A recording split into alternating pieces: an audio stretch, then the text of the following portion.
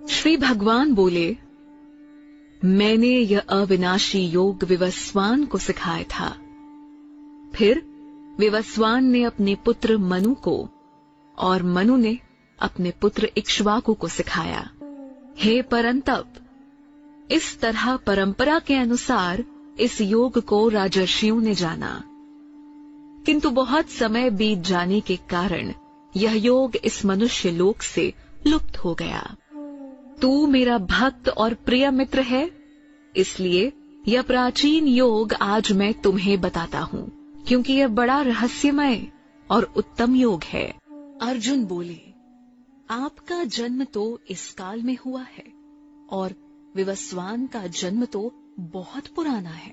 फिर यह बात मैं कैसे मान लूं कि आपने ही सृष्टि के आरंभ में विवस्वान को इस योग का ज्ञान दिया था? श्री भगवान बोले, हे अर्जुन, मेरे और तेरे कई बार जन्म हो चुके हैं, किंतु हे परंतप, उसे मैं जानता हूं पर तू नहीं जानता। यद्यपि मैं अजन्मा हूं और मेरी प्रकृति न बदलने वाली है, तथा मैं सभी प्राणियों का ईश्वर भी हूं, फिर भी प्रकृति के विपरीत मैं अपनी योग माया से जन्म लेता हूं। हे भारत, जब जब धर्म की हानि और अधर्म की वृद्धि होती है, तब तब मैं साकार रूप में प्रकट होता हूं। साधुओं की रक्षा करने के लिए और पाप कर्म करने वालों का विनाश करने के लिए तथा धर्म की स्थापना के लिए मैं प्रत्येक युग में प्रकट होता रहा हूं। हे अर्जुन, जो पुरुष मेरे दिव्य जन्म और कर्म के सत्य को जान लेता है, वह शरीर को त्याग कर फिर जन्म न लेकर मुझे ही प्राप्त होता है, अर्थात जन्म मरण के बंधन से मुक्त हो जाता है। राग, भय और क्रोध से मुक्त, मेरे आश्रय में आकर मुझ में विलीन होकर तथा ज्ञान रूप तप से पवित्र होकर बहुत से भक्त मेरे स्वरूप को प्राप्त हो चुके हैं। हे पार्थ, जो मुझे जैसे भजते हैं, मैं उन पर वैसे ही कृपा करता हूँ। अतः सभी मनुष्य सब प्रकार से मेरे ही मार्ग का अनुकरण करते हैं।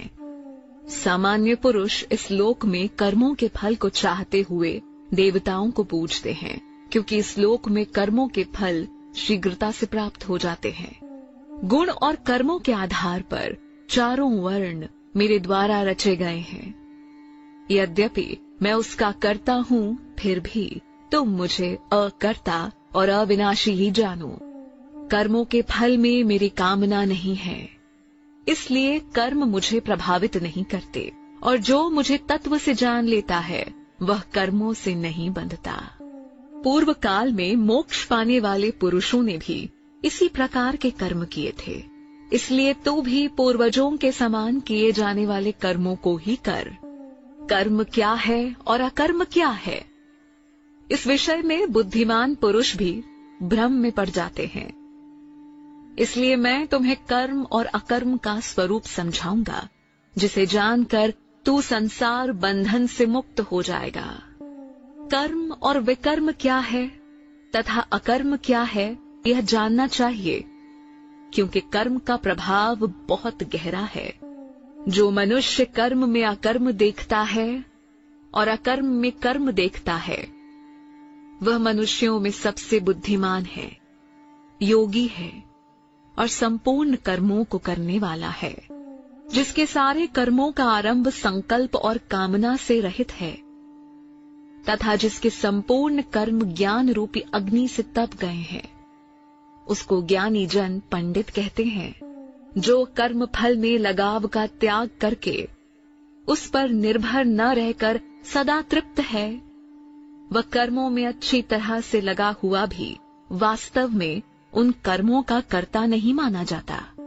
जिसने मन और बुद्धि को वश में कर लिया है तथा सब प्रकार के भोगों का त्याग कर दिया है, ऐसा पुरुष शारीरिक कर्म करते हुए भी पाप को प्राप्त नहीं होता। जिस मनुष्य को जो कुछ मिल जाए उसमें ही संतुष्ट रहता हो, जो ईर्ष्या और द्वंद्वों से मुक्त रहकर सफलता और असफलता में समभाव रहे, वह कर्म करते हुए भी उससे नहीं बंधता। जिस पुरुष के मन में लगाव सदा मिट गया है और वह मुक्त है, जिसका चित्त ज्ञान में स्थित है। यज्ञ के लिए इस प्रकार का कर्म करने वाले पुरुष के समस्त कर्म विलय हो जाते हैं।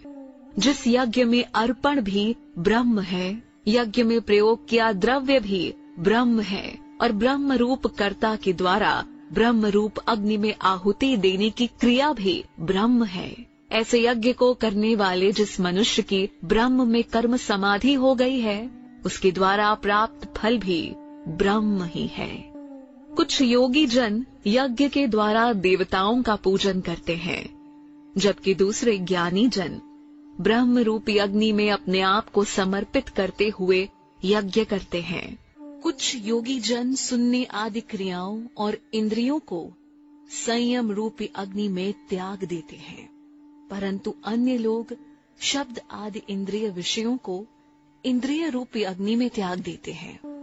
दूसरे योगी जन संपूर्ण इंद्रियों और प्राणों की क्रियाओं को ज्ञान से प्रकाशित आत्म संयम योग की अग्नि में त्याग किया करते हैं। कुछ साधक द्रव्य रूपी यज्ञ, तपस्या रूपी यज्ञ और योग रूपी यज्ञ करने वाले होते हैं, और कुछ अन्य कठिन व्रत तथा स्वाध्याय रूपी ज्ञान यज्ञ करने वाले होते हैं। कई योगी जन आपान वायु में प्राण वायु को अर्पित करते हैं तथा प्राण में अपान की आहुति देते हैं। कई प्राण और अपान की गति को रोककर प्राणायाम करने वाले होते हैं।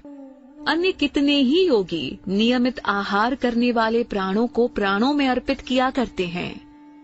ये सभी साधक यज्ञों द्वारा पापों का नाश करने वाले और यज्ञों को जानने वाले हैं। हे कुरुश्रेष्ठ, त्याग और अर्पण से बचे हुए अमृत का अनुभव करने वाले पुरुष सनातन ब्रह्म को प्राप्त होते हैं। यज्ञ न करने वाले पुरुष को यह लोक भी नहीं मिलता, तो फिर परलोक कैसे मिलेगा? ऐसे अनेक प्रकार के यज्ञों का वर्णन वेदों में विस्तार से है। इन सब को कर्मों से उत्पन्न जान। इस प्रकार यज्ञ करने से तुम कर्म बंधन से मुक्त हो जाओगे। हे परंतप, द्रव्य में यज्ञ से ज्ञान यज्ञ श्रेष्ठ है, क्योंकि हे पार्थ, संपूर्ण कर्म ब्रह्मात्म अर्थात तत्व ज्ञान में समाप्त हो जाते हैं। अतः तू तत्वज्ञानी महापुरुष के पास जाकर उस तत्व ज्ञान को समझ। उनको साष्टांग दंडवत करने, उनकी सेवा करने और सरलता पूर्वक प्रश्न करने से वे तुझे उस तत्व ज्ञान का उपदेश देंगे। हे पांडव, तत्व ज्ञान के अनुभव के बाद पुनः तुम्हें इस प्रकार का मोह नहीं होगा और तुम सभी प्राणियों को अपने आत्म स्वरूप में तथा परमात्म स्वरूप में ही देखोगे। यदि तू पापियों से भी अधिक पापी है, तो भी तू ज्ञान रूपी नौका द्वारा निश्चय ही संपूर्ण पाप सागर को पार कर जाएगा। हे अर्जुन, जिस प्रकार प्रज्वलित अग्नि सब प्रकार के ईंधनों को भस्म कर देती है, उसी प्रकार ज्ञान रूपी अग्नि सभी कर्मों को भस्म कर देती है।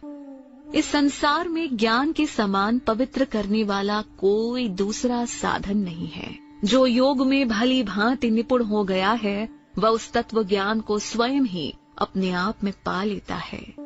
श्रद्धावान, तत्पर और जिस पुरुष ने अपनी इंद्रियां वश में कर ली हो, वह पुरुष ही ज्ञान प्राप्त करता है। ज्ञान प्राप्त करके वह शीघ्र ही परम शांति को प्राप्त कर लेता है।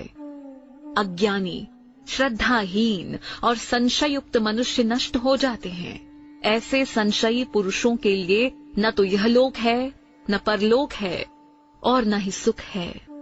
हे धनंजय, जिसने योग द्वारा कर्मों को त्याग दिया हो, ज्ञान द्वारा जिसके संशय नष्ट हो गए हो, ऐसे आत्मवान पुरुष को कर्म से नहीं बांधते हैं। इसलिए हे भारत, तू अपने हृदय में अज्ञान से उत्पन्न संशय का ज्ञान रूपी तलवार से छेदन करके कर्म योग में स्थित होकर युद्ध के लिए तैयार हो जा।